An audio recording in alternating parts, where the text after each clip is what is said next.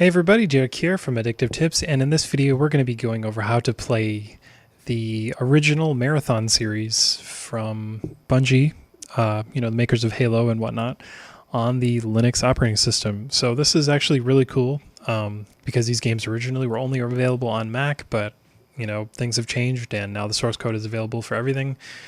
And you can play it on any distribution and you can relive the games, or maybe if you haven't played them before, this is a good way to get into them. There is Marathon 1, Marathon 2, and Marathon Infinity. And the way it works is you first have to download the Ailephone. I don't know how to pronounce it, but LF1 or whatever. You need to download that engine. So I have done a search on packages.org, which I am fond of doing recently.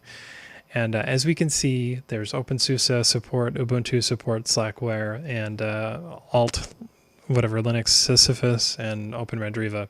So in my testing on Fedora, this package here works perfectly with Fedora 28. So I'm going to go over that really quick. So if you're a Fedora user, and the reason I'm doing it this way is because the Fedora instructions are a bit weird. Like if you're using Ubuntu or the other ones, it's a little bit easier to get going.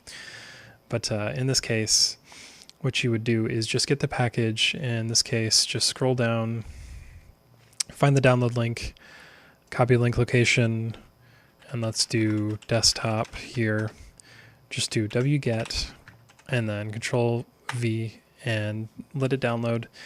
And even though I'm focusing on Fedora, you should also know that this is usable on any Linux distribution. Like even if you look here, it shows exactly how to get it on SUSE, and I go over this pretty easily in the pretty detailed in the article. But gonna let the file download, and once it's downloaded we can install it with DNF, and we will go over putting the game files in to get the engine running.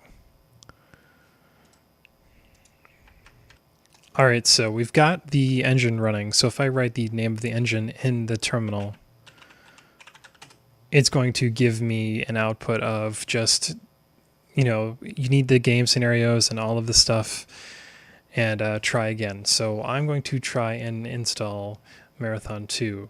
So to do that, I need to go here, and I need to go to the source files. The game files is what I need, and this is the game files here. I'm going to do a wget once again, straight to the desktop, download the game files, and it will go there. And it'll take a little bit, but it will download, and then we can use the unzip command and move files around and get the game running. So Ailephone is a bit tricky. There are 3 different games, and the engine can't exactly handle them all at the same time. I don't exactly know how that works. So what I would just say is if you're going to play Marathon 1, play it and then delete the game files and then install the second one. We're done with that, delete the game files and so forth, or maybe make different copies. But once that's downloaded, we can just do unzip and then Marathon 2. That will all inflate into this folder here.